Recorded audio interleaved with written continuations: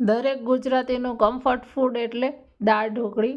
સન્ડેના લગભગ દરેકની ઘરે દાળ ઢોકળી બનતી જ હોય છે, કે એમને પણ અવારનવાર આપણે દાળ ઢોકળી બનાવતા હોય છે. હેલ્ધી તો છે જ, સાથે ટેસ્ટી પણ છે અને વન પોટ મીલ છે, જે ફટાફટ બની જાય છે. તો અત્યારે મેં તુવેરની દાળ 2 વાટકી લીધી છે. દાળ ઢોકળી બનાવવા માટે આપણે તુવેરની દાળનો ઉપયોગ થતો હોય છે. એની અંદર આપણે ગરમ પાણી લઈ અને એને આ પાણી કાઢી અને પાછું 2 પાણીથી ધોઈ લેવાની છે.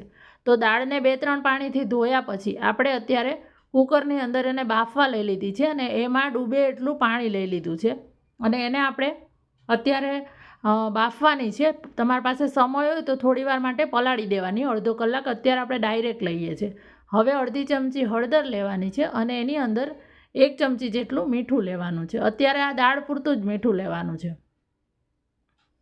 ત્યાર પછી કુકરનું ઢાંકણ બંધ કરી અને એને મીડિયમ ટુ હાઈ ફ્લેમ પર 4 થી 5 સીટી કરી લેવાની છે. દાળ એકદમ સરસ બફાઈ જવી જોઈએ. આપણી દાળ છે એ બફાય ત્યાં સુધી આપણે ઢોકળીનો લોટ બાંધી લઈએ. તો દરેક ઘરમાં અલગ અલગ રીતે બનતી હોય છે. અમારા ઘરમાં આ રીતે બને છે, જે હું મારી રેસીપી તમારી સાથે શેર કરું છું. તો એના માટે ઢોકળીમાં લોટ માટે મેં 1 કપ ઘઉંનો જે રોટલીનો લોટ લીધો છે, એની અંદર સ્વાદ પ્રમાણે મીઠું લીધું છે, અડધી ચમચી આપણે હળદર લઈએ છીએ અને અડધી ચમચી જેટલું લાલ મરચું પાવડર લઈએ છીએ. ત્યાર પછી 5 ચમચી જેટલી હિંગ લઈએ છીએ. આ એકદમ સરળ રીતે બની જાય છે અને બધાથી પહેલી વાર બનાવે તો પણ એક સરખી જ બનશે. અને હવે આની અંદર તેલનું મોણ લઈએ છીએ અને આપણે આ ઢોકળીનો લોટ છે બાંધી લેવાનો છે.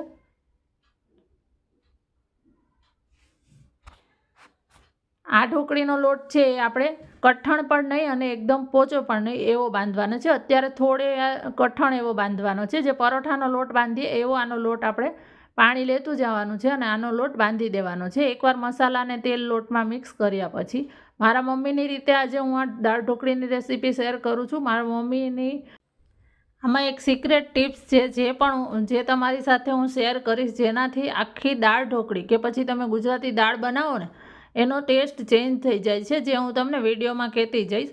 તો આપણો લોટ છે એ પણ તૈયાર થઈ ગયો છે. જો આવો એને લોટ બાંધીને આપણે તૈયાર કરવાનો છે, બહુ ઢીલો નથી કરી નાખવાનો. જો લોટને સરસ મસળી લેવાનો છે કે જેથી આપણી ઢોકળી છે એ સરસ સોફ્ટ થાય. અને હવે તેલવાળો હાથ લઈ અને આ લોટને થોડોક આપણે ફરીથી મસળી લેશું. હાથમાં ચોંટવો ના જોઈએ.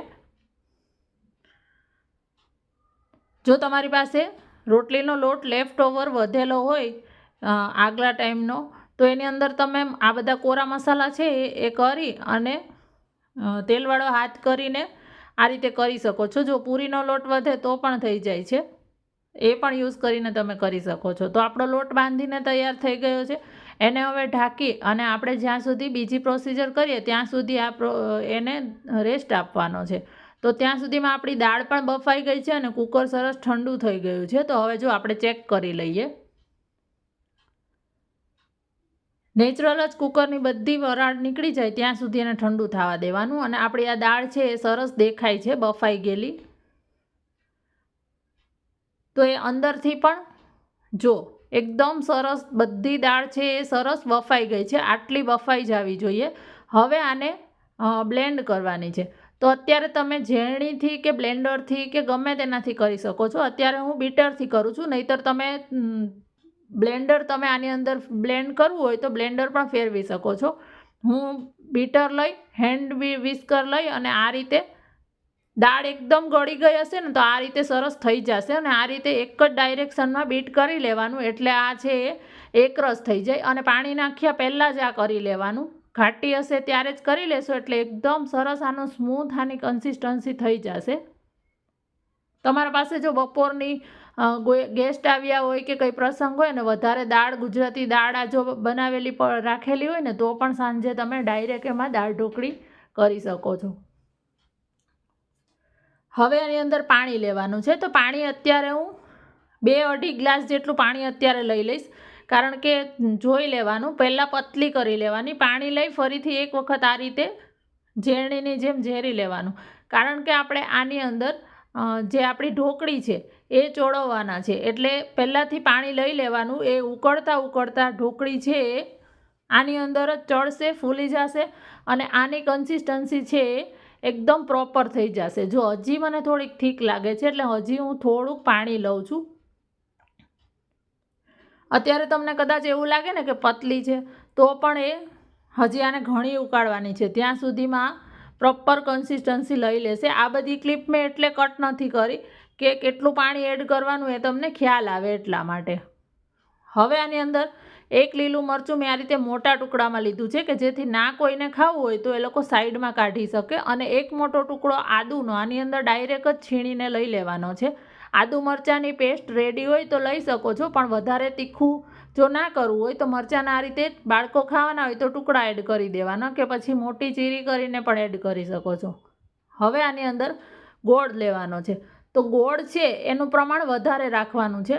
તમે ખાંડ પણ લઈ શકો, પણ ઓથેન્ટિક ગોળ જ લેવાય છે. ગોળ આંબલી લેવાતી હોય છે. અત્યારે મેં 2 મોટી ચમચી ગોળ લીધો છે. આ ગુજરાતી દાળ છે એકદમ ખાટી મીઠી હોય ને તો ખાવાની વધારે મજા આવે છે, એટલા માટે અત્યારે હું ગોળનું પ્રમાણ વધારે રાખું છું. હવે જો તમારે ટામેટાં એડ કરવા હોય તો અત્યારે આ સ્ટેજ પર બારીક કટ કરેલું એક મોટું ટામેટું એડ કરી દેવાનું છે અત્યારે સાથે જ ઉકળવામાં, પણ હું અત્યારે એડ નથી કરતી એટલે હું અત્યારે સ્કીપ કરું છું. અને આ મેં સિંગદાણા છે જેને 5-7 મિનિટ પહેલાં પલાળેલા હતા એ આપણે એડ કરી દેવાના છે. જો તમારી પાસે સમય હોય અને દાળ પહેલાં બાફવા મૂકતા હોય એ ટાઈમે 15-20 મિનિટ પહેલાં સિંગદાણાને પલાળીને રાખી શકો છો, પણ અત્યારે આમાં દાળમાં ઉકળવામાં સાથે ચડી જશે. એટલે હવે આપણે સિંગદાણા છે એ પણ આની અંદર લઈ લઈએ છીએ. સિંગદાણાને વહેલા પલાળીને રાખવાથી આના લીધે દાળનો કલર ચેન્જ નથી થઈ જતો. નહીંતર ઘણી વખત એવું થાય કે દાણા તમે ડાયરેક્ટ કાચા પણ એડ કરી શકો, પણ દાળ ઘણી વખત લાલ થઈ જતી હોય છે એટલા માટે. એટલે પલાળવા જરૂરી છે. જો હવે આપણો આ લોટ છે ઢોકળીનો એ પણ એકદમ સરસ રેસ્ટ આપીને તૈયાર થઈ ગયો છે. તો હવે આપણે જે ઢોકળી છે એ બનાવીશું. તો એમાંથી એક મોટો લુવો લઈ અને ઢોકળી માટે રોટલી વણવાની છે. તો કોરો લોટ લઈ અને વણવાની, એટલે ઢોકળી છે એકસાથે બધી મૂકીએ ત્યારે ચોટી પણ ના જાય. થોડોક જ લેવાનો છે, બહુ વધારે કોરો લોટ નથી લેવાનો. અને એને જે રીતે રોટલી વણતા હોય એ રીતે આપણે મોટી રોટલી વણી લેવાની છે. અને આ ઢોકળી છે એની થિકનેસ છે એ બહુ જાડી નહીં અને બહુ પતલી પણ નહીં, એવી મીડિયમ જ રાખવાની છે. એકદમ પતલી કાગળ જેવી પણ નથી કરી દેવાની અને એકદમ જાડી ભાખરી જેવી પણ નથી રાખવાની. રોટલી જેટલી આને થીક તમે રાખી શકો છો, કારણ કે અંદર જઈ અને દાળની અંદર એ ઉકળશે એટલે એ હજી થોડીક ફૂલી પણ જશે. એટલા માટે જો આપણી આટલી પતલી આની રોટલી વણીને તૈયાર થઈ ગઈ છે, તો હવે આપણે એને કટ કરી દઈશું.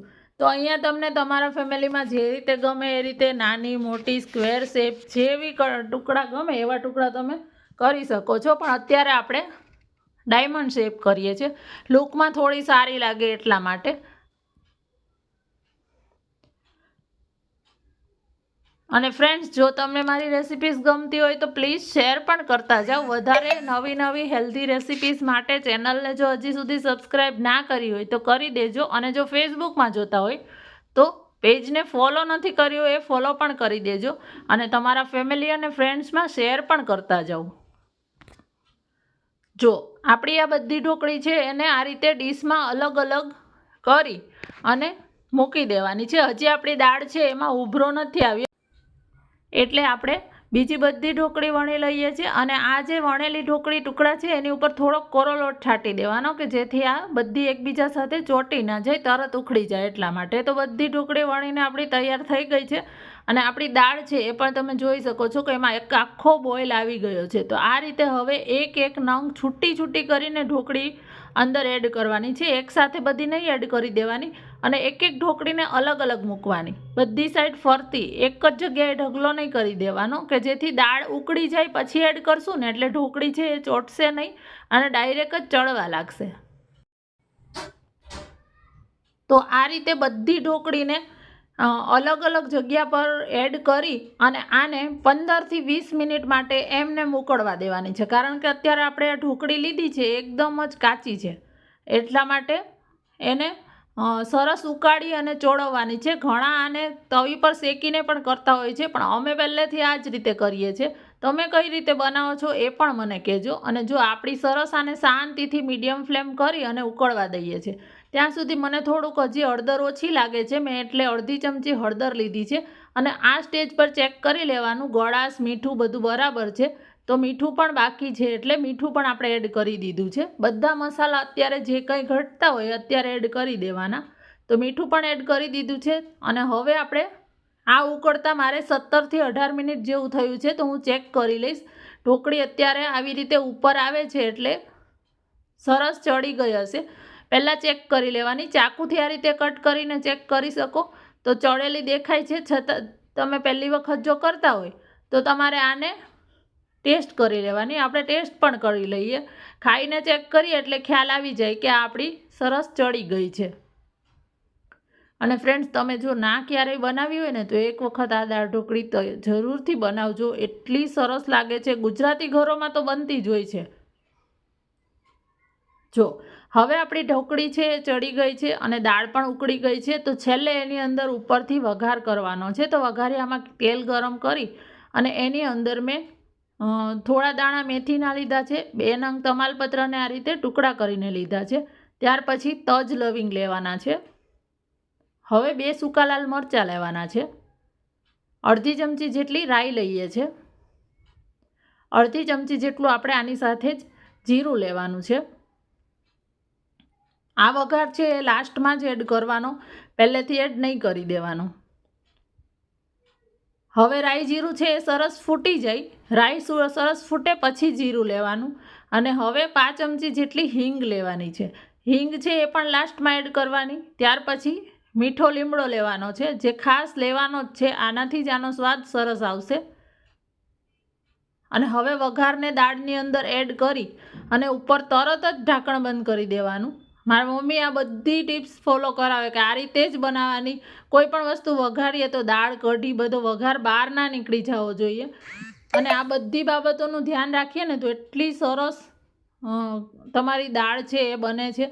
હવે આ મારા મમ્મીનો સિક્રેટ જે રીતે મસાલો છે એ આ જે અચાર મસાલો, મેથીઓ મસાલો કહેવાય છે એ છે. એ તમને કોઈ પણ કરિયાણા સ્ટોર પર મળી જાય. જો ના મળે તો તમે ખાટા અથાણાનો મસાલો જે હોય, ખાટું અથાણું બનાવેલું, 1 ચમચી એડ કરી શકો છો. એક વખત જો ના એડ કરતા હોય ને તો કરીને જોજો. મેથીઓ મસાલો એડ કરવાથી આખી દાળનો સ્વાદ જ બદલાઈ જાય છે. ગુજરાતી દાળ બનાવો કે દાળ ઢોકળી. લાસ્ટમાં મેં આની અંદર ફ્રેશ કોથમીર લીધી છે.